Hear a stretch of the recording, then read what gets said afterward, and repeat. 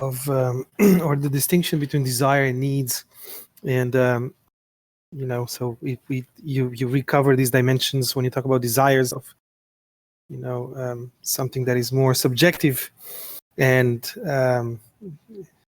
it relates to what we see, what other people's have, and desire is something that we can manage, and the need, well, it gets into tangibles, stuff that we need to survive, material stuff, you know.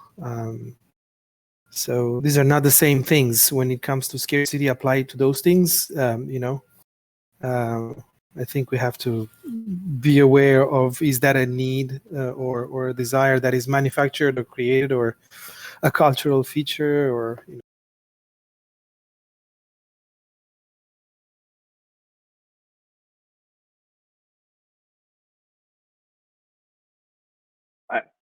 Can I just make one more remark, Roberto? If you, I'm curious how do you change framework, or how do you change the mindset from scarcity? It's different when you don't have that mindset the way I used to be. It was very easy to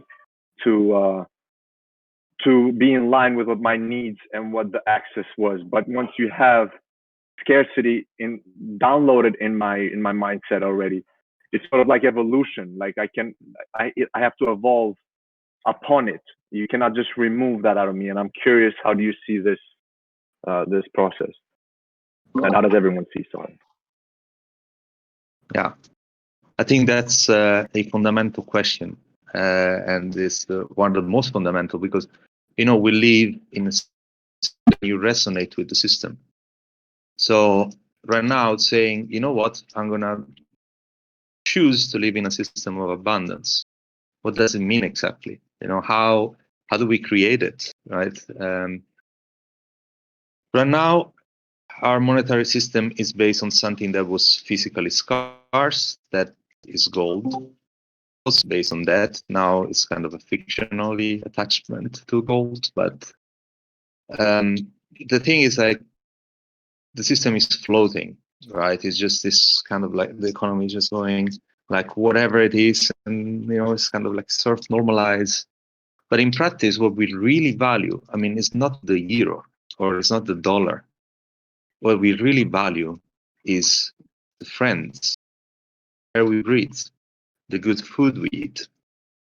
Now, if you can use money to buy food, then you say, oh, well, that's my means to the end.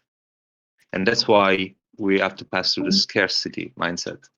But if you're actually saying, okay, I need certain kind of food, how can I provide myself? How can I provision myself that food without using money? So actually taking out that scarcity component. In rural areas, they have the solution. They always had it. Exchange. And if everybody exchange, if everybody gives, even, I mean, I don't know if how many of you have been on a Burning Man. How does that feel? That is the feeling of abundance. Everyone is giving to you. But of course, that has been there. There is nothing there. There was absolutely nothing there. And then all that has been brought there. But in, yeah, Home, I see your hands up. Yeah, I would like to make the remark that exchange, in my opinion, has absolutely nothing to do with abundance, because when we're using money, we are using the same kind of transaction. And to me, it's the fact that money is representing debt, which is tokenizing the story of you owe something to me, or the community owes me something, and that's why I have this token that represents that value that I'm owed.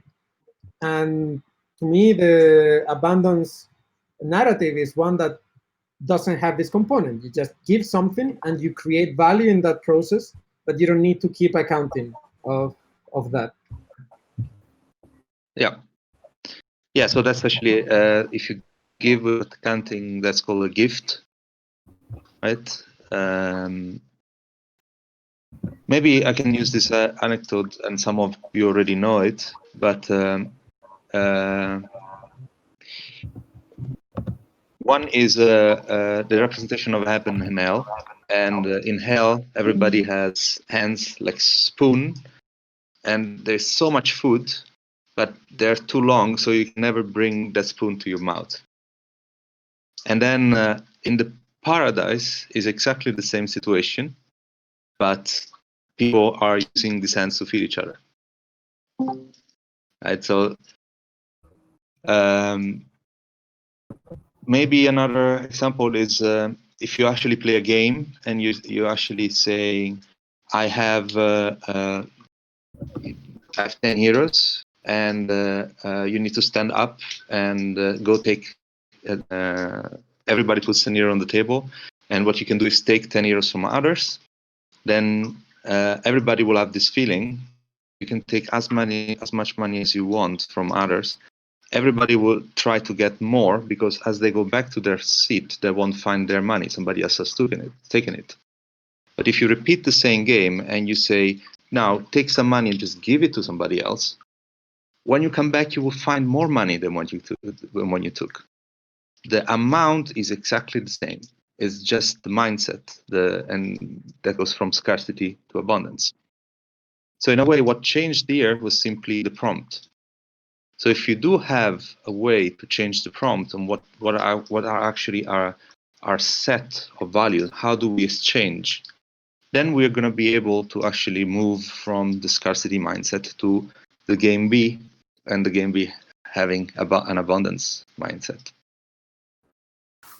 Now, I don't know if this is, well, what do you think about this in specific?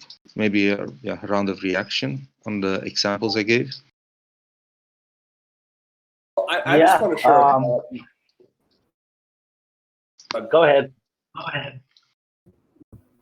Okay. I just wanted to share a little bit of a reaction to that and what Ome was saying as well about the difference between abundance and exchange. And just a thought crossed my mind, because I was really thinking into this. You know, it feels like whenever we're talking about a gift, it's really hard to personally separate this idea of like a reciprocation. Like, it's kind of hard to think about the idea of giving something to somebody without knowing that there's never going to be something coming back. While I was kind of thinking about that, the thought crossed my mind that maybe that kind of need or that desire for a sense of reciprocation comes from a sense of me not knowing if I will have enough, me not having a sense of security already. But like, if I'm totally content, then I think it's easy for me to give without counting or implication of exchange or implication of reciprocation, because I don't need anything reciprocated. I just wanted to share that.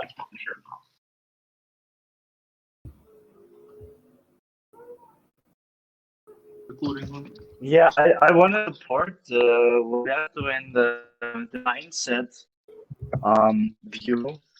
I went to a wedding recently, and I spoke to many people about what I do and about what is crypto, and because I'm also a freelancer, how I live my life basically. And I usually tell the story. At one point in my life, I really thought, how am I gonna struggle on now until the end of my working life? You know, like, it's so hard working all the time and chasing after money. And then I tried to imagine all the fail safes that I have that would preserve me from landing on the street. And that's why in that moment I kind of changed my mindset to hey man, you don't have to worry about anything really. Like, you have 2 or 3 fail safes that would save you from total economic down. And that always helped me when in times of like I felt scarcity, that I could, you know, stand above it and be like, I'm sure it's gonna work out in a few weeks. And I got more enterprising as a result, and usually always helped, at least for me personally. And that is a story I really relate to all kinds of people that are not from this ecosystem. There's a change in the. I think you already mentioned that, Roberto. But in the old times when you were with the tribe, when you would lose your money or your food, somebody else would give you the food. It's the culture there that if you cannot provide for yourself, other people around you will provide for you. That's a form of peace of mind, of abundance, that you don't have to worry if it's, you get ill or somebody dies, or, the things that can cost you anything to be, to get your food, or the things that you need to shelter. Then if other people can do it. And we have become, of course, so individualized. So I need to solve my problems. I need to get my means around. And if I cannot, I have fear. So if I keep on focused on my own scarcities, and if you cannot share, you cannot multiply. Something like that. It's a saying, and it's the same. You don't think about sharing, so you only think about your own little problem in the world. And if you take it all together and you kind of provide for each other, but nobody, it just that's something that we lost in the culture right now. If I can jump in, I just wanted to make what you just said and the link with what Alban said, right? The fact that he had the community could trust, and I completely agree. Like the fact that we now have like global reach to whatever resources and needs that we need, but we have this sense of scarcity because we don't trust how much of that is out there, right? We don't have anything local as a relationship with others, not much. Like you just said, we only trust on ourselves and our sense of knowing how much is out there, what kind of support we have. It triggers this fear, this sense of like, I gotta, the tragedy of the commons, I gotta get everything out of the supermarket, otherwise someone else would get it, right?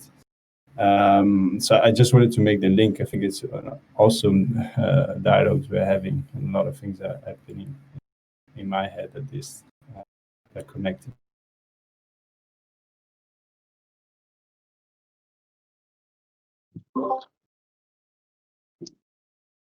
I have to say,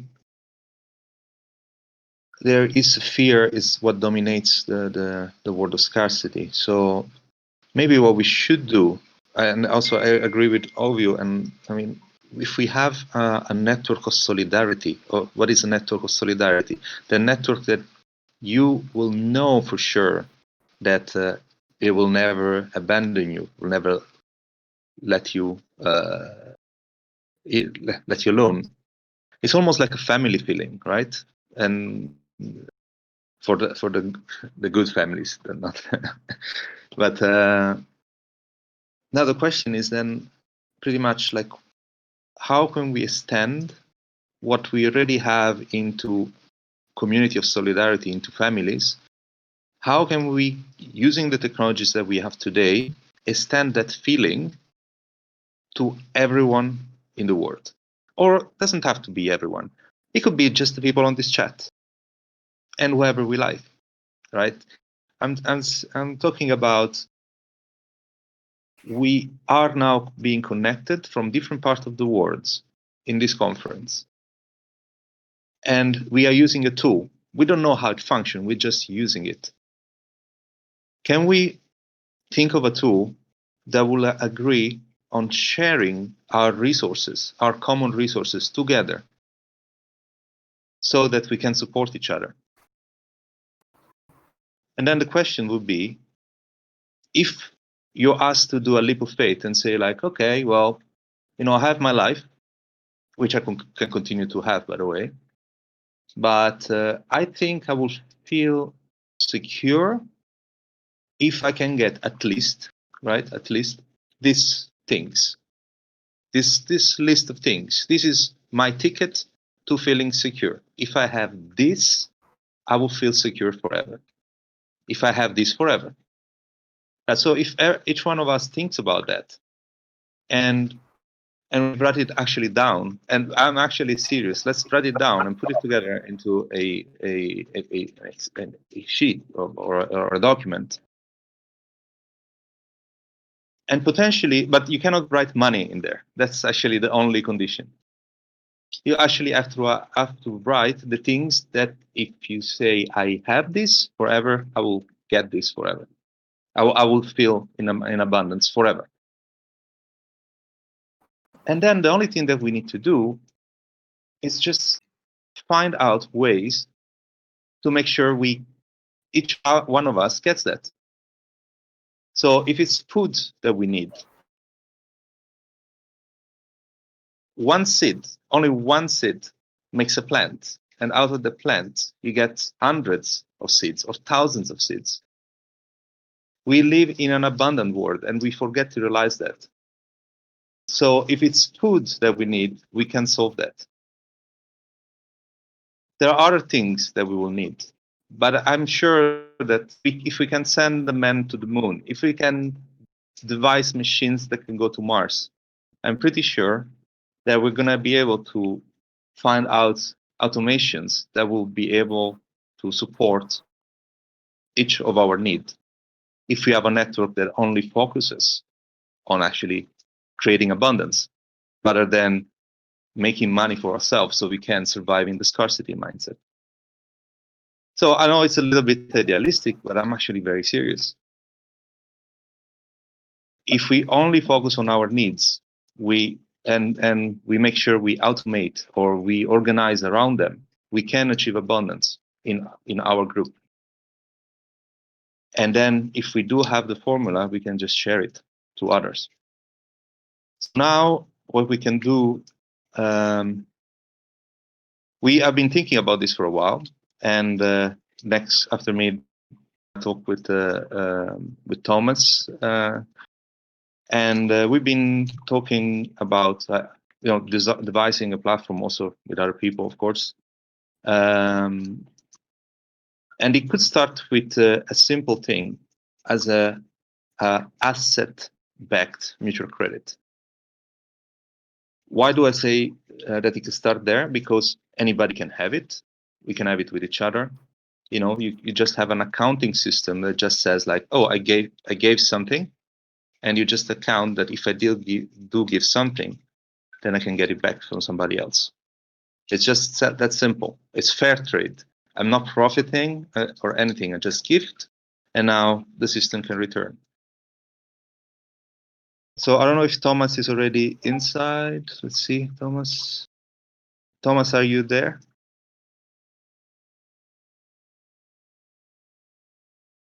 Okay. Maybe let's wait a little. He's rooting in the cupboard. He's coming. But what do you think about this proposal? I think it's nice. I do see it still a bit neoclassical in the sense that it's all about the peers, how they interact each other. It's still a bit detached from the allocation problem, which could be a nice beginning, not an end. I would like it to be like a group like this, to be your own bank, to have this mutual credit to one another. I'm game for the experiment. I was thinking, I was reasoning around this with some other friends involved into Ethereum and music. So studios owning equipment that they can share instead of buying new stuff.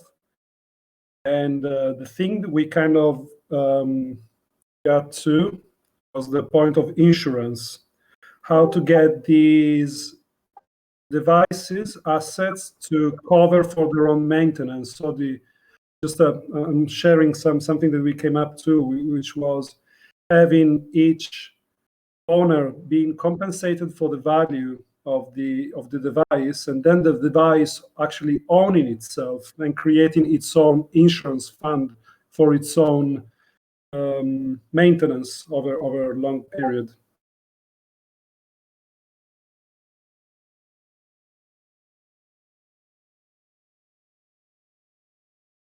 I'd like to ask to make a question comment. Can a group that you were referring to, some sort of we can create a group. Can we free ourselves from the scarcity mindset of the bigger group that we actually belong to, which actually has that mindset? Could that be possible? Well, if the group is able to satisfy the minimum list that we create to feel abundant, then we don't really care about the other group, do we? There is this saying, people say it's Gandhi that said, okay. but I think it wasn't, but that there is enough for everybody's need, but not enough for everyone's greed, right? And I think that that's really the key to accumulation. That's that the greed is accumulation, and the greed is wanting more than what you actually need. So I always think, obviously, we want more. This is like almost like human nature. We want more, right? But in practice, if we start with a baseline, which says like a more baseline. So like it's even an interesting exercise. You don't have to be the minimum requirement. Set out your requirements. Right? It doesn't have to be, I want to get access to yachts. Okay, fine. Let's get access to yachts. It doesn't mean that each one of us will need to acquire a yacht. It means that the group needs to acquire a yacht. And you understand what I mean? So it's access over ownership, and it's about also like efficiently using the resource, which in fact you touched a little bit, which is the intelligent allocation of resources to the needs. But in practice, we're talking about sharing either digital or physical assets with each other, and also with our communities around ourselves. And the idea would be, like running experiments, highlighting which of the communities are already using this kind of exchange mechanism.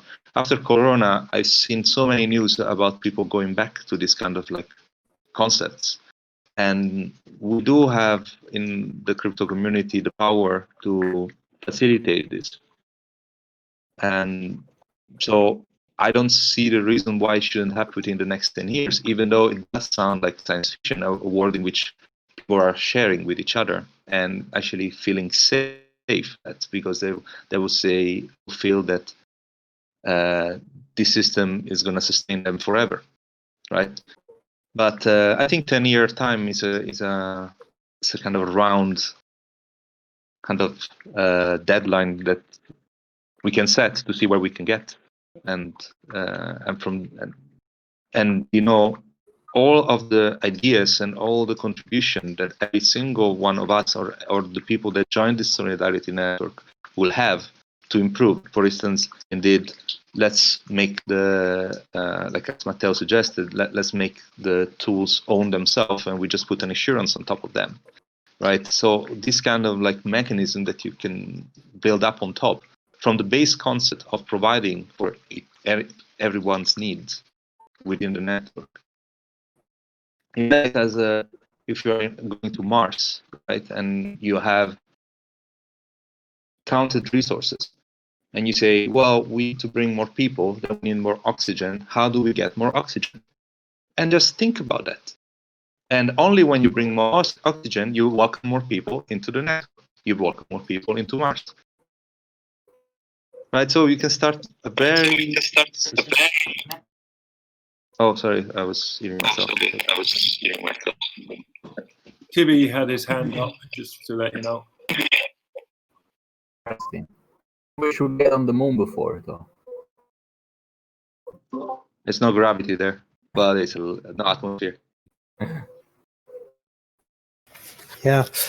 So I just want to say that I signed up for a workshop discussion like this. It's maybe an hour and a half from now, where we can go deep also into scarcity or the abundance mindset. It's about collaborative entrepreneurship, and how do you apply this abundance mindset to in an entrepreneurial environment.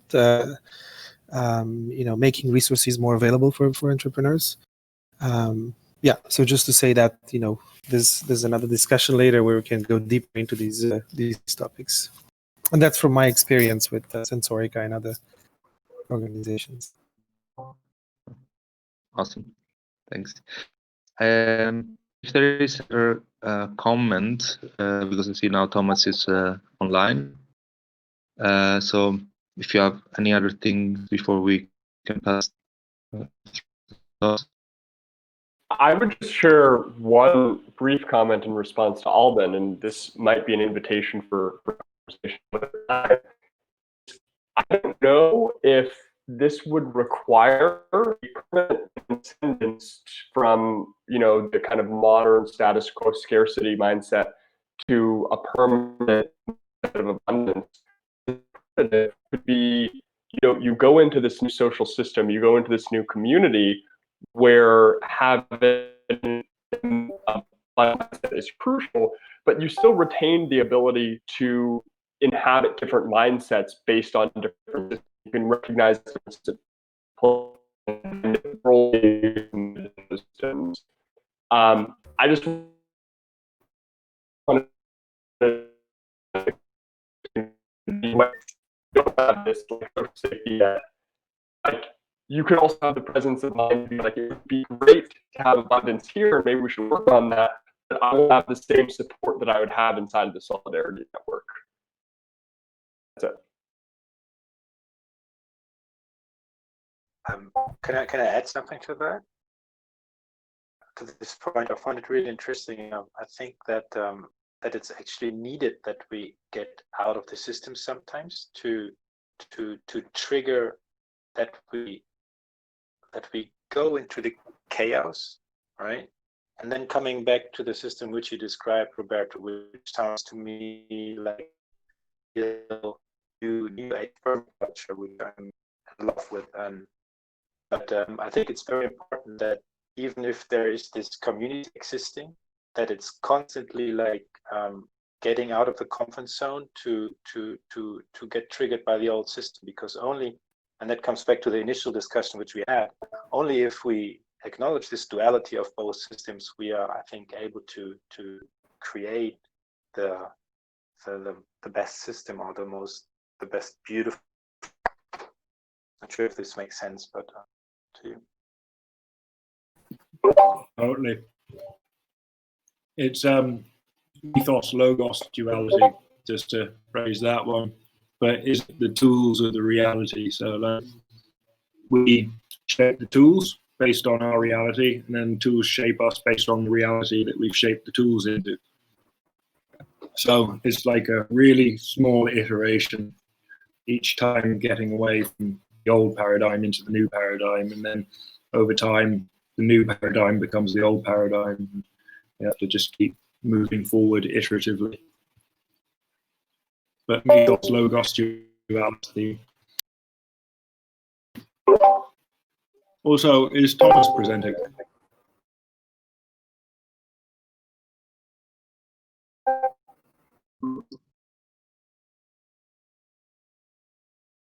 Yeah, hello, can you hear me?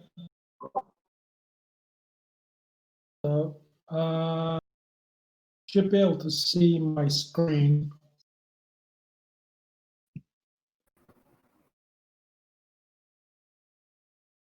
Hey, what can people see?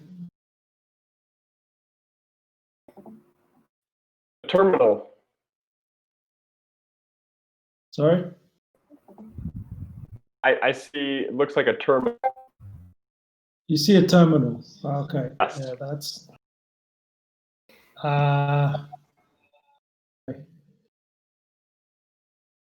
Just 1 second. Sorry about this, guys. Technical.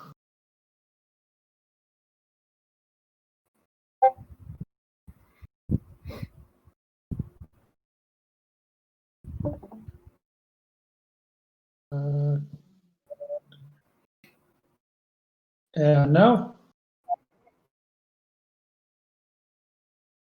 Same Hello? thing, code. You just Code. see my terminal? Yep. Crap.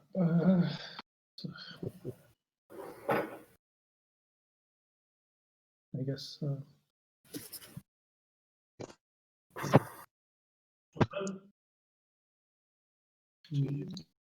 Choose the screen on Discord.